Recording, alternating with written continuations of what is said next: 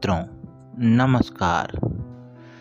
1957 का साल भारतीय फिल्म इतिहास के सबसे सुनहरे सालों में से शुमार है। यकीन ना हो तो इस साल की फिल्मों को देख लीजिए। इसी साल मदर इंडिया आई थी, जिसे आज तक का ब्लॉकबस्टर मूवी माना जाता है। इसी साल दिलीप कुमार के नया दौर का जादू देखने को मिला था और गुरुदत्त की क्लासिक प्यासा भी इसी साल प्रदर्शित हुई थी। 3 सदाबहार हिट फिल्मों के बीच भारतीय सिनेमा को एक नया सितारा भी इसी साल मिला था, शम्मी कपूर। शम्मी कपूर के 4 साल के संघर्ष और 19 फिल्मों की नाकामी का सिलसिला इसी साल थमा था। आमिर खान के चाचा नासिर हुसैन के निर्देशन में बनी फिल्म तुमसा नहीं देखा से शम्मी कपूर ने हंगामा मचा दिया था।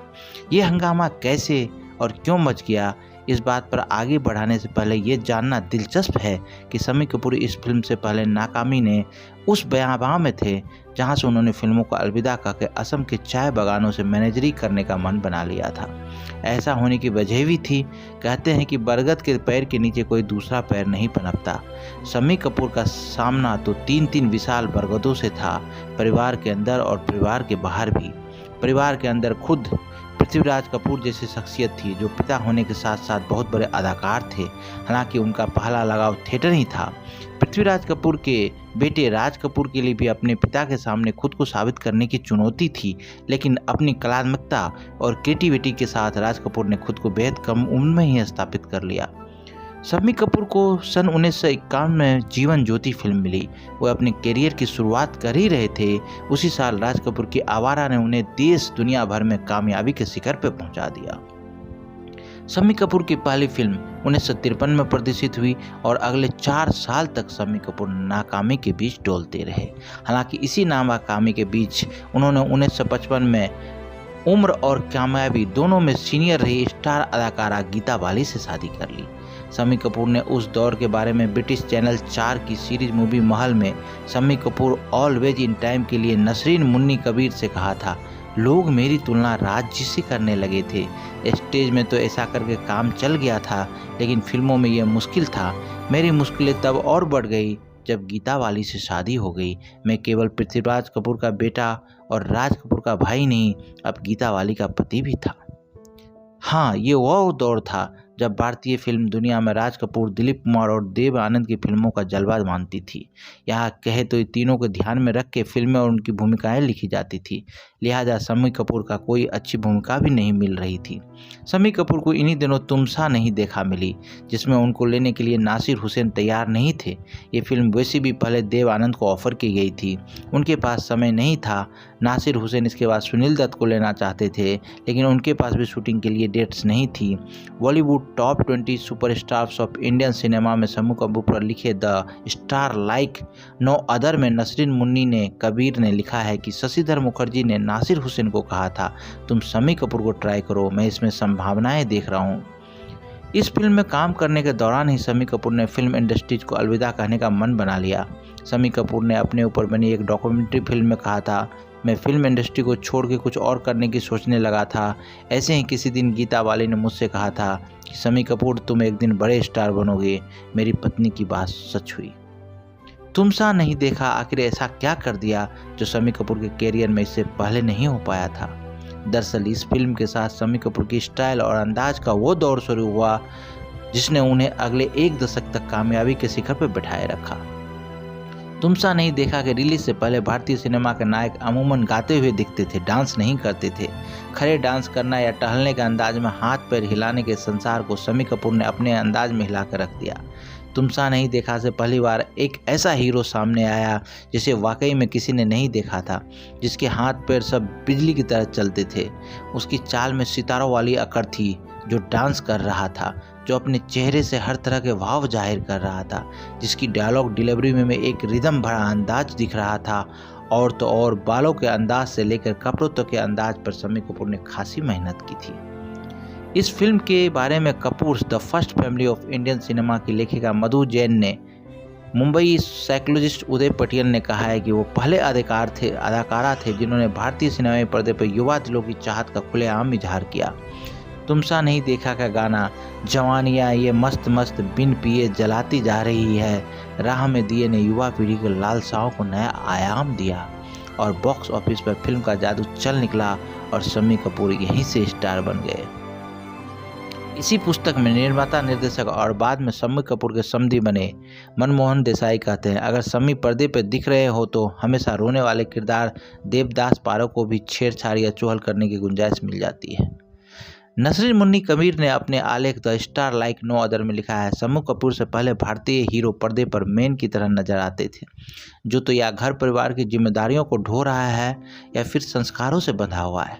शम्मी कपूर ने ये बैरियर तोड़ दिया। उन्हें पर्दे पर देखना एक यूथ व एक लड़के को देखना था। ये अंतर उन्होंने एक फिल्म से पैदा कर दिया।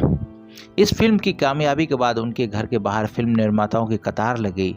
शम्मी कपूर की जीवनी Shammi Kapoor the game changer of Rauf Ahmed लिखते हैं, तुमसा नहीं देखा कि कामयाबी को भुनाने के लिए उन्हें साइन करने के लिए लोगों की भीड़ थी, लेकिन गीता बाली ने उन्हें सलाह दी कि सोच समझकर फिल्में साइन करो।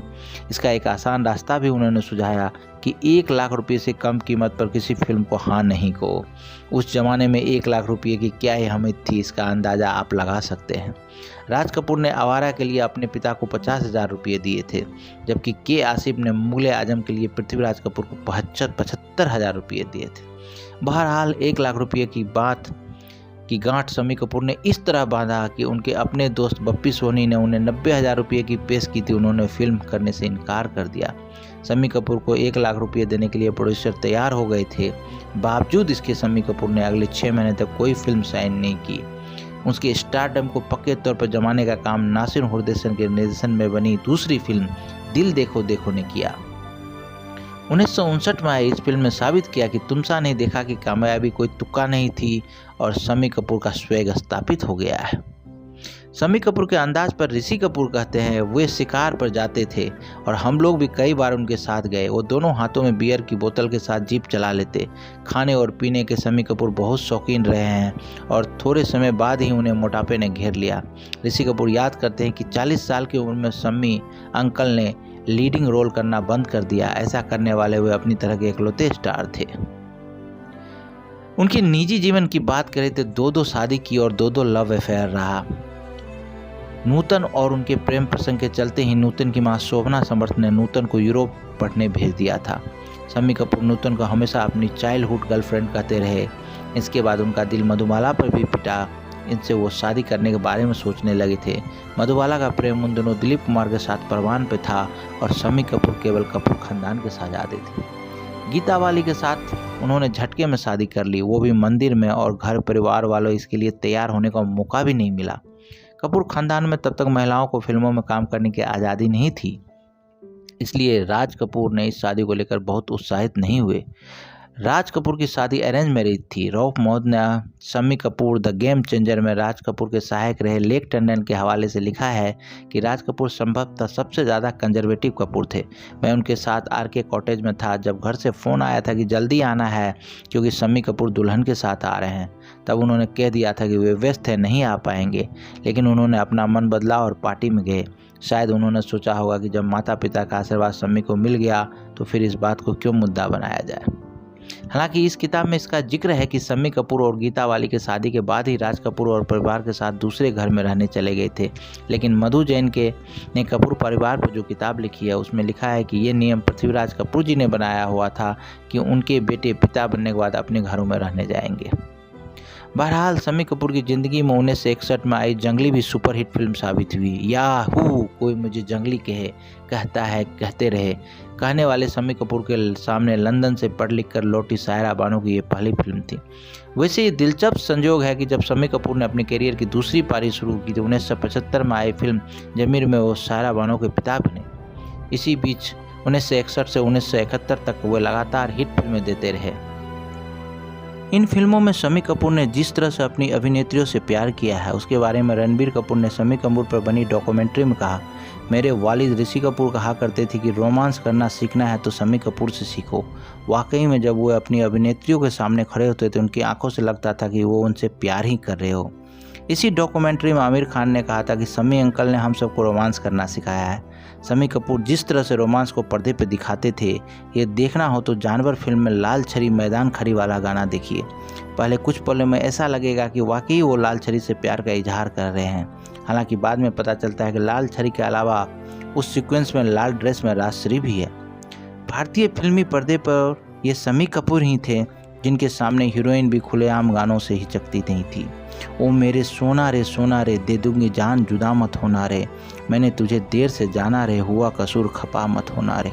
शम्मी कपूर अपने करियर के दौरान नई अभिनेत्रियों के साथ काम करने के लिए मशहूर रहे, चाहे तुमसा नहीं देखा की अभिनेत्री अमिता रही हो, या फिर मुजरिम की रागनी, या फिर दिल देखो देखो की आशा पारेख, कश्मीर की कली में शर्मिला टैगोर और प्रोफेसर में कल्पना, इन सब ने अपना करियर शम्मी कपूर के साथ ही शुरू किया।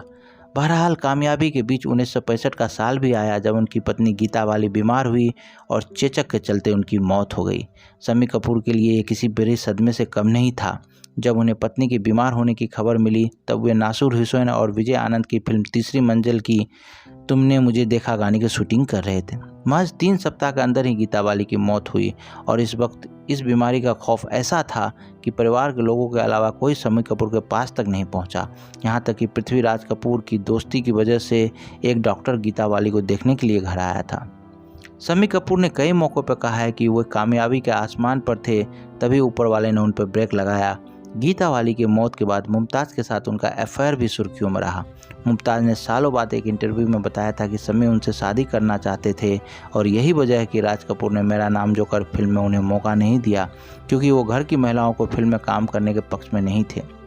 मुमताज़ अपना करियर छोड़ना नहीं चाहती थी क्योंकि उन्होंने बड़ी मेहनत से बनाया था और दूसरी तरफ शम्मी कपूर को अपने दोनों बच्चों की देखभाल करने के लिए पत्नी चाहिए था। वहीं उनकी दूसरी शादी की बात करें तो शम्मी कपूर का अफेयर बीना रमानी के साथ भी चला। बीना रमानी तब लंदन में पढ़ रही थी और शम्मी कपूर उन्हें स्पोर्ट्स कार गिफ्ट करके आए थे, लेकिन ये साथ लंबा नहीं चला क्योंकि बीना रमानी की उम्र कम थी। ऐसे दौर में राज कपूर की पत्नी कृष्णा कपूर ने भावनगर के राज परिवार की नीला देवी के साथ शम्मी कपूर की शादी की बात चलाई। भावनगर का राज परिवार राज कपूर का मित्र परिवार था और थिएटर मालिक होने की वजह से परिवार में शम्मी कपूर का भी आना जाना था। लेकिन शादी की बात थी तो नीला देवी ने शम्मी कपूर से खुद बात की। नीला देवी ने एक इंटरव्यू में याद किया कि उन्होंने देर रात फ़ोन किया, लैंडलाइन का ज़माना था। मेरे घर वालों ने शम्मी कपूर को कहा कि रात हो गई है, लेकिन उन्होंने दोबारा फ़ोन कर दिया। अपने बारे में सब कुछ बताया, अफेयर के बारे में भी बात की। फिर पूछा आप अपने घर वालों से बात करके बताइए और आप ब्रेकफास्ट करने के लिए आ जाइए, हमेशा के लिए मेरे यहाँ रहने। ये बात सुबह 5-6 बजे तक चलती रही। हम लोग उनके घर गए ब्रेकफास्ट के लिए और फिर वहीं फेरे हो गए। 1969 में दूसरी शादी के बाद शम्मी कपूर अपने करियर पर थोड़ा ध्यान देने की कोशिश करते रहे। इससे पहले राजकुमार की फिल्म की शूटिंग के दौरान एक अजीब हादसा हो गया। शम्मी कपूर को हाथी पर बैठ के गाना गाना था, यहाँ के हम हैं राजकुमार। उनके पाँव को जंजीर के साथ हाथी के गर्दन तक बांधा गया कि वे गिरे नहीं और चलते चलते हाथी ने पीछे मुड़कर देखना शुरू कर दिया। जंजीर से बंधे होने के चलते शम्मी कपूर के घुटनों की हड्डी टूट गई, लेकिन गाते हुए उनके चेहरे पर सिकन तक नहीं आई। पहले ही उछल कूद करते हुए कई बार चोट खा चुके शम्मी कपूर के लिए बहुत मुश्किल समय था। उन्हें महीनों अस्पताल में बिताने पड़े। इस दौरान वे मोटे होते गए, पाँव पहले जैसे ही नहीं रहे तो डांस करना संभव नहीं था और उन्होंने खुद पर 1971 में ब्रेक लगा लिया। अंदाज उनकी आखिरी सोलो हिट फिल्म थी। शम्मी कपूर के लिए ब्रेक किसी नेमत से कम नहीं थी क्योंकि उनके माता पिता दोनों कैंसर का सामना कर रहे थे। राज कपूर मेरा नाम जोकर के फ्लॉप होने के बाद आर्थिक मुश्किलों से घिरे हुए थे और उनसे निकलने का रास्ता तलाशने में जुटे थे, जबकि शशि कपूर 4-5 शिफ्टों में काम कर रहे थे। दोनों के पास समय नहीं था। ऐसे में शम्मी कपूर ने अपने माता पिता की लगातार सेवा की। पृथ्वीराज कपूर के निधन के महज 16 दिन बाद उनकी माँ का भी निधन हो गया। शम्मी कपूर ने इसके बाद अपनी दूसरी पारी की शुरुआत की। उन्होंने कैरेक्टर रोल्स वाली फिल्मों में 1975 में बीआर फिल्म्स की जमीर से किया। प्रेम रोग, परवरिश, हीरो और विधाता जैसी फिल्मों में उन्होंने शानदार काम किया। वैसे दिलचस्प ये है कि शम्मी कपूर ने बतौर हीरो अपनी कामयाबी के दिनों में बीआर चोपड़ा के साथ काम नहीं किया था। रऊफ अहमद ने उनका एक दिलचस्प किस्सा बताया जो शम्मी कपूर ने उनसे शेयर किया था। रऊफ अहमद लिखते हैं, बीआर चोपड़ा उनको गुमराह में लेना चाहते थे। इस फिल्म की कहानी के मुताबिक शम्मी कपूर की पत्नी माला सिन्हा सुनील दत्त के प्यार में पड़ जाती है। कहानी सुनने के बाद शम्मी कपूर ने बीआर चोपड़ा को कह दिया था कि आपको क्या हो गया है, जिसके पास मेरे जैसा पति होगा वो क्या दूसरे के प्यार में पड़ेगी। बीआर चोपड़ा को ये बात दिल पे लगी गई। हालांकि शम्मी कपूर ने ऐसा केवल बीआर चोपड़ा के साथ नहीं किया था, उनके करियर को नई दिशा देने वाले नासिर हुसैन के साथ भी उनका ऐसा अनुभव रहा। अहमद ने लिखा है कि नासिर हुसैन ने दिल देखो देखो की कामयाबी के बाद अपनी प्रोडक्शन कंपनी बनाई और जब प्यार किसी से होता है पर काम करना शुरू किया तो इस फिल्म के लिए आशा पारेख रिपीट हो रही थी। शम्मी कपूर ने उनको खुद संगीत के लिए शंकर जयकिशन के पास ले गया। इंटरनेट को भारत में लाने वाले शुरुआती शख्स शम्मी कपूर को ही कहा जाता है। शम्मी कपूर ने फिल्मों से जब काम करना छोड़ना किया तो अध्यात्म का रास्ता भी पकड़ा और उत्तराखंड के एक धर्म गुरु के साथ लंबा वक्त व्यतीत किया, लेकिन उनके जीवन में बड़ा बदलाव आया। 1988 में इंटरनेट के आने के साथ वे भारत में एप्पल कंप्यूटर और इंटरनेट का इस्तेमाल करने वाले शुरुआती व्यक्ति थे, लेकिन तब तक वे गंभीर बीमारी की चपेट में आ गए थे। अपने नाचते कूदते लटकते झटकते दृश्यों से भारतीय सिनेमा को हमेशा के लिए बदलने वाले एक्टर ने अपने जीवन के आखिरी 8 साल व्हील चेयर पर गुजारे। सप्ताह के 3 दिन ब्रिज कैंडी अस्पताल में डायलिसिस के लिए जाना होता था, लेकिन जीने का उनका हौसला हमेशा बना रहा। इस दौरान काम भी करते। निधन से कुछ दिनों पहले ही इम्तियाज़ अली की रॉक स्टार में वो रणबीर कपूर को गुरु मंत्र देते नजर आए हैं। शराब सिगरेट के अलावा शम्मी कपूर को तेज ड्राइविंग का बड़ा शौक रहा है। नीला देवी ने अपने एक इंटरव्यू में कहा था कि शम्मी बीमारी के दौर में अक्सर कहा करते थे कि जीने का मतलब क्या जब आप ड्राइविंग नहीं कर सकते। 14 अगस्त 2011 को शम्मी कपूर का निधन हो गया। शम्मी कपूर को अपने करियर में डांसिंग स्टार, रिवेल अभिनेता, भारतीय सिनेमा का एल्विस प्रिस्ले, याहू स्टार और द गेम चेंजर जैसे निक नेम से जाना गया। हालांकि अभिनेता के तौर पर शम्मी कपूर को बहुत ज़्यादा सम्मान नहीं मिला। उन्हें पहली बार प्रोफेसर के लिए सन 1963 में फिल्म फेयर पुरस्कार के लिए नामांकित किया गया था, लेकिन यह सम्मान 1968 में ब्रह्मचारी के लिए मिला। विधाता में सपोर्टिंग एक्टर के तौर पर उन्होंने अपना दूसरा फिल्म फेयर अवार्ड जीता। उनके अभिनय को संजीदा एक्टर के तौर पर देखा गया। हालांकि पगला कहीं का और ब्रह्मचारी में उनकी भूमिकाएं संजीदगी से भरी हुई थी, उन्हें हमेशा एक लाउड एक्टर के तौर पर ही देखा गया।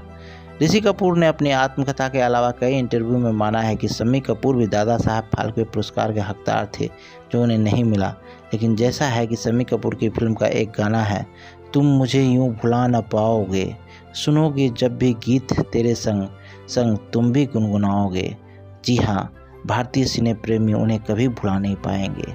उनकी पुण्यतिथि पे उन्हें बहुत बहुत श्रद्धांजलि।